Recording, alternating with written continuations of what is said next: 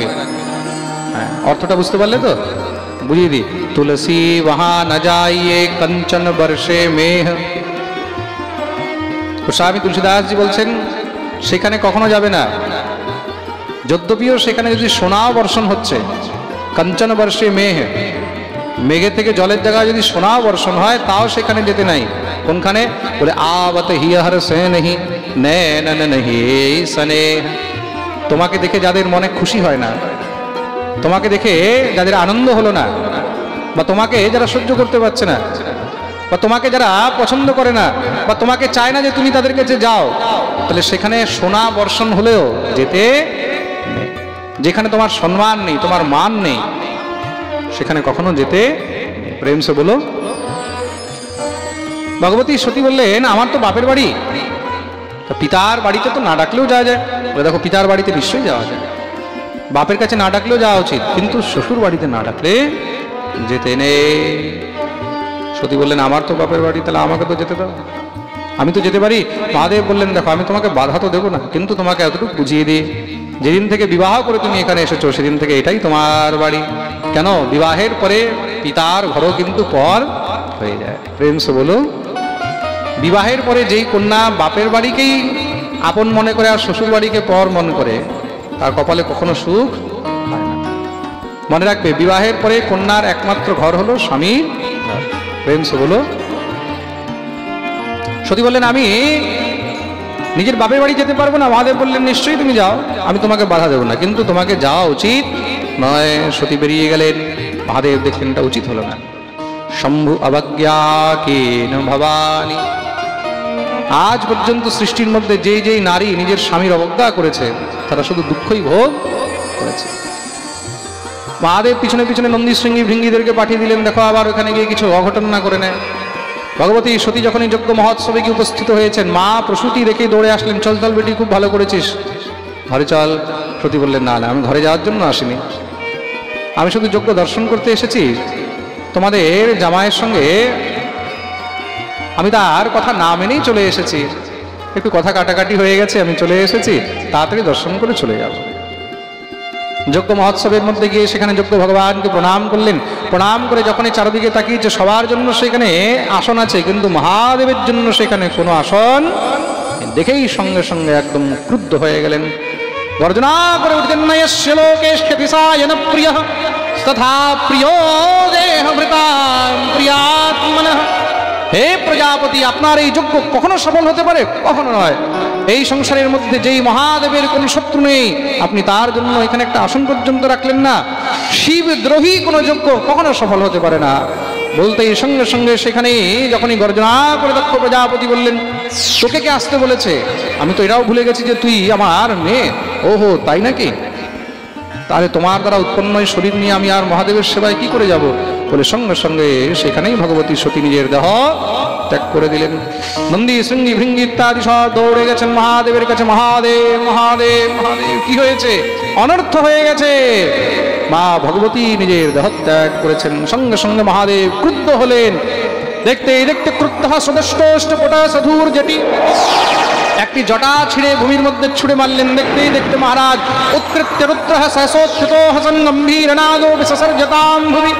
ভয়ঙ্কর মহারাজ সেই রুদ্রগণ বীরভদ্র উৎপন্ন হয়েছে, গর্জনা করছে। কি আদেশ? মহাদেব বললেন যাও দক্ষের যজ্ঞ বিধ্বংস করে দাও। সঙ্গে সঙ্গে মহারাজ সঙ্গে সমস্ত সব রুদ্রগণদেরকে নিয়ে দক্ষের যজ্ঞ বিধ্বংস করে দিলেন। দক্ষ প্রজাপতি আসতেই তার মাথা ছিঁড়ে সেখানে যজ্ঞ কুণ্ডে স্বাহা। চারদিকে হাহাকার হয়ে গেছে।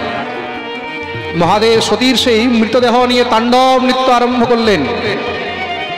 সব দেবতাগণ ভয় পেয়ে গেছে, দৌড়ে মহাদেবের ক্রোধ কি করে শান্ত হবে তার জন্য শ্রীহরির কাছে গিয়ে উপস্থিত হলেন। ভগবান সুদর্শন চক্রকে পাঠিয়েছেন। চক্র গিয়ে সতীর দেহের টুকরো টুকরো করা আরম্ভ করলেন। যেখানে যেখানে সতীর দেহের টুকরো পড়েছে সেগুলো সব শক্তিপীঠ হয়ে গেল। কেন? যতক্ষণ সতীর দেহ থাকবে মহাদেবের ক্রোধ শান্ত হবে না। দেহ শেষ হয়েছে, মহাদেবের ক্রোধ শান্ত হলো। শান্ত হয়ে মহাদেব যখন বসেছেন সবাই এসে দিব্য মহাদেবের স্তুতি করলেন। মহাদেব বললেন কি চাও? বলে প্রভু যেই যজ্ঞ অধুরা থেকে গেছে সেই যজ্ঞকে পূর্ণ করিয়ে দেন। মহাদেব বললেন ঠিক আছে, যজমানকে নিয়ে আস। বলে যজমানের তো মৃত্যু হয়ে গেছে, মহাদেব বললেন ঠিক আছে আমি জীবিত করে দেবো। যজমানের মৃত শরীর নিয়ে আসলেন। মহাদেব তো মৃত্যুঞ্জয়, কিন্তু মাথা নেই, দক্ষের মাথা নেই, এখন কি করে জীবিত করবে? মহাদেব বললেন মাথা কোথায়? বীরভদ্র বলছে মহারাজ মাথা তো পাওয়া যাবে না। কেন? বলে আমি রাগের মাথায় দক্ষের মাথা নিয়ে যজ্ঞকুণ্ডে ভস্ম করে দিয়েছি। মহাদেব মাথায় হাত দিয়েছে, হে ভগবান তোমাকে পাঠিয়েছি দক্ষের যজ্ঞ বিধ্বংস করতে, তুমি দক্ষকে বিধ্বংস করে দিলে। চলো যা হওয়ার হয়েছে, একটা কাজ করো, উত্তর দিশায় গিয়ে সব থেকে আগে যেই জীব দেখবে তার মাথা নিয়ে আসবে। রুদ্রগণ বেরিয়েছেন, সেখানে একটি ছাগল দেখতে পেলেন। সে ছাগলের মাথা নিয়ে এসেছে আর মনে মনে হাসছে। কেন? দক্ষ প্রজাপতি খুব অভিমানী ছিল তো, সবসময় খালি মে মে মে মে মে মে করতে, আমি আমি আমি আমি। কেন? ব্রহ্মা তাকে প্রজাপতি বানিয়েছে, তার জন্য সবসময় মারা অভিমানে থাকতো। যে বেশি অভিমানী হয় না, বেশি আমি আমি আমি আমি করে, ওগুলোকে সব ছাগল হতে হয়। প্রেম সে বলো। মহাদেব মুন্ড নিয়ে যখনই লাগিয়েছেন জীবিত হয়ে গেলেন। সঙ্গে সঙ্গে মহাদেবের স্তুতি করতে যায়। যখনই স্তুতি করতে গেছেন, অৎকণ্ঠ্যাৎ বাষ্পকলয়া সম্পরেতাম সতাম স্মরণ। পুত্রীর মৃত্যু, পুত্রী বিয়োগ মনে পড়ল। মহাদেবের সামনে কাঁদতে লেগেছেন, স্তুতি করতে চায়। শিবের যে অপমান করেছে তার জন্য আজকে আত্মগ্লানিতে ভরে রয়েছে। দক্ষ প্রজাপতি যখনই কিছু বলতে গেছে, মুখ থেকে বলতে বম বম বম বম বম বম বম বম বেরিয়েছে। মহাদেব হাসতে লাগলেন। তার জন্যই মহাদেবের সামনে বম বম বলে বললে মহাদেব প্রসন্ন হয়। কেন? ওই বম বম বললে তখন শ্বশুর মশাইয়ের কথা মনে পড়ে। মহাদেব মাথায় হাত দিয়েছেন, কথা বলার সামর্থ্য পেয়েছেন। সঙ্গে সঙ্গে মহাদেবের দিব্য স্তুতি আরম্ভ করলেন। ভূয়ান অনুগ্রহ অহো ভবতা কৃতো মে দণ্ডস্ত্বয়া ময়ি ভৃতো यदपि প্রলব্ধ ন ব্রহ্ম বন্ধু শুভ চ বাম ভগবন নবজ্ঞ তভ্যম হরেশ্চ কুতৈব ধৃত ব্রতেষু। गंगाधराय शिव गंगाधराय जटाधराय शिव जटाधराय गंगाधराय शिव गंगाधराय गंगाधराय शिव गंगाधराय गंगाधराय शिव गंगाधराय जटाधराय शिव जटाधराय नमः शिवाय नमः शिवाय हर हर भोले नमः शिवाय नमः शिवाय नमः शिवाय हर हर भोले नमः शिवाय नमः शिवाय नमः शिवाय हर हर भोले नमः शिवाय नमः शिवाय नमः शिवाय हर हर भोले नमः शिवाय नमः शिवाय नमः शिवाय हर हर भोले नमः शिवाय नमः शिवाय नमः शिवाय हर हर भोले नमः शिवाय नमः शिवाय नमः शिवाय हर हर भोले नमः शिवाय नमः शिवाय भोले नमः शिवाय हर हर भोले नमः शिवाय। बोलिए शिव शंकर भगवान की जय। दिव्य महाराज यज्ञ पूर्ण करानो हलो, सबाई मिले दिव्य स्तुति करेছেন।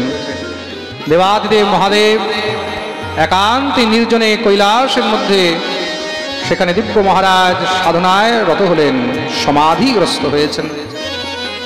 এমন বর্ণন রয়েছে মহাদেব ৮০,০০০ বৎসর পর্যন্ত সমাধিতে ছিলেন। প্রেম সে বলো।